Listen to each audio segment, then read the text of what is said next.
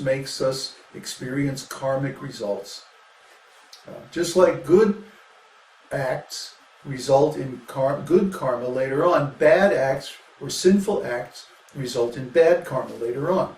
So the mind is not smart enough to recognize this. Therefore, we need to hear from authorities through the scriptures and then use our intelligence to avoid actions that cause bad results in the future.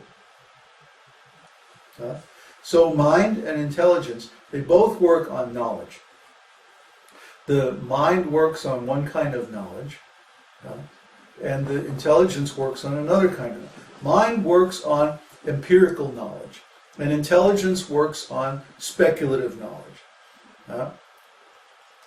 So these kinds of knowledge are good in the material world when we're trying to attain certain material benefits or goals or results.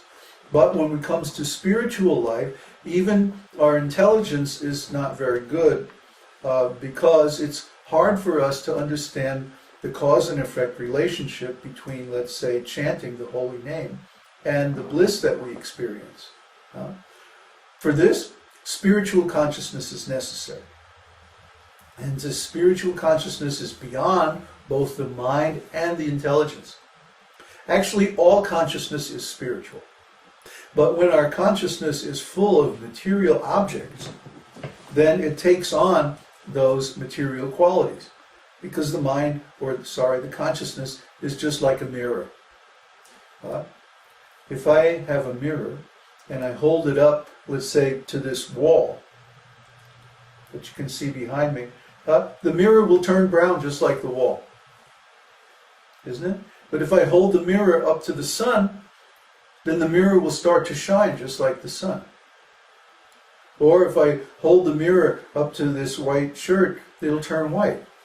So a mirror adopts the quality of whatever is reflected in it. A mirror is agnostic. It doesn't have any color.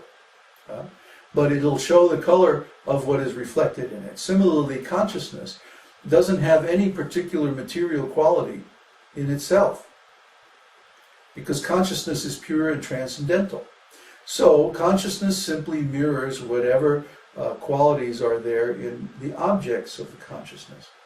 And when we direct our consciousness toward material things, it becomes contaminated with material qualities. When we direct our consciousness toward spiritual things, it becomes purified and begins to display its original qualities. Now, what are the original qualities of consciousness? Sat, Chit, and Ananda. Sat means eternal existence. Chit means pure knowledge. Not jnana, but knowledge of things as they are, intrinsic knowledge. And Ananda means eternal bliss, meaning that it becomes a source of its own happiness without requiring anything external. Try to understand. Consciousness is self-referential. It's recursive. You can observe your own consciousness with your consciousness. And when you do this, this is called meditation. So when you direct your consciousness toward a spiritual object, which could be your own consciousness, for example, you will discover that it automatically becomes happy. You become happy because your consciousness is directed toward a spiritual object by your will. This is an act of will. It doesn't depend on knowledge.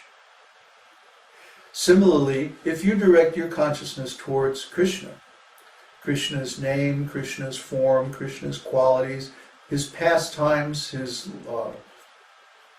place of residence, his associates, his anything, anything about Krishna.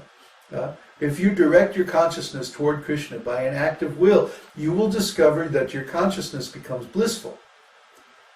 Sat, Chit, Ananda, because Krishna is Sat, Chit, Ananda. So that's the principle of devotional service. When our consciousness is purely directed toward Krishna, without any mixture of anything else, that is pure devotional service. When our consciousness is mixed, either with karma, jnana, or yoga. Oh, I forgot to describe yoga. Yoga means the attainment of mystical powers. But why do we need mystical powers if we have Krishna? Actually, Krishna is the doer, Krishna is the knower, and Krishna is the enjoyer. So when we associate with Krishna, we automatically do, know, and enjoy through him. Actually, anything that we do, know, or enjoy happens through Krishna, but when we're in material consciousness, our intelligence is covered and we can't see it. Nevertheless, Krishna is there in everything, and he's causing all of these things to happen, and we're simply along for the ride. Krishna says in Bhagavad-gītā, chapter 16, that the spirit soul is riding in the material body as if on a machine. Yantra, the machine. So just like, actually the image of Krishna driving the chariot and Arjuna is riding as the passenger in the chariot, this is also very instructive. But Krishna is controlling the senses. The horses are the senses. The chariot is the body. And Krishna is the super soul directing the senses and the body. Arjuna is simply the passenger. Yet, in the beginning of Bhagavad-gītā, Arjuna says, Krishna, please take the chariot out into the middle between the two armies so I can see who's ready here to fight. And Krishna does it. He takes it out. So you see the relationship between the soul and Krishna? Krishna is actually controlling the body. And we're simply riding in the body. But due to Krishna being our eternal friend, he helps us to realize our desires. Now, in material life, our desires are bogus. They're nonsense. They're stupid. Why? Because when we desire material things, we simply cause ourselves suffering. Why should I desire material things? Because it's simply going to result in my having to take birth in the material world again and go through all that suffering. That's horrible. So we should desire only spiritual things. And when we desire only spiritual things, that's pure devotional service.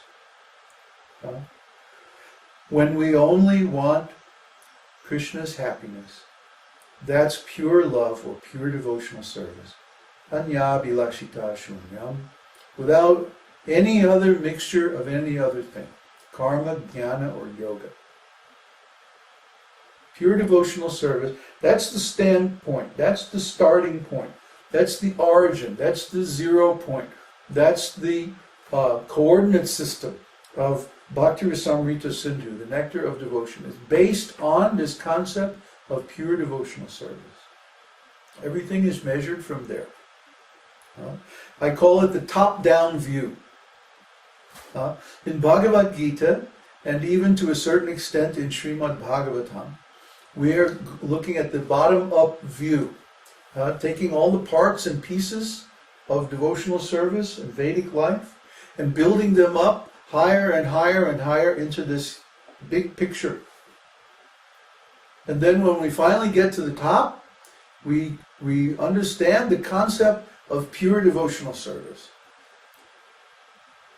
Bhakti Rasamrita Sindhu starts from the concept of pure devotional service, and then it looks at the whole picture from the top. Okay? It's necessary for us in the beginning to start from the bottom because we don't have any transcendental knowledge. So we have to build up that knowledge step by step.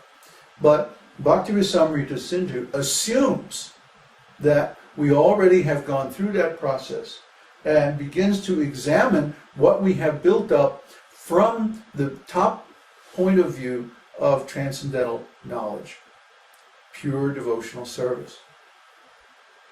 There's another nice definition of pure devotional service in the first canto of Śrīmad-Bhāgavatam, chapter 3, which says that pure devotional service is ahaituki apratihata.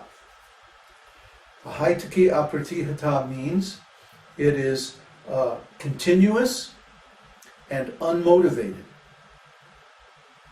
So the quality of our devotional service has to be that it's continuous, 24 hours a day, and unmotivated. That means we're not trying to get anything for ourselves. We're only trying to please Krishna. I know this in the beginning of devotional service, this sounds impossible. I have so many problems, I have so many needs, I have so many desires. How can I just please Krishna? Well, that's why it's a mystery. That's why devotional service is very rarely attained. That's why it's so difficult to understand. You're not the first one who noticed that it's difficult to understand, okay? It's difficult to understand because we're coming from this background of material consciousness. So you please hear very patiently, and we will try to explain all these mysteries. So the first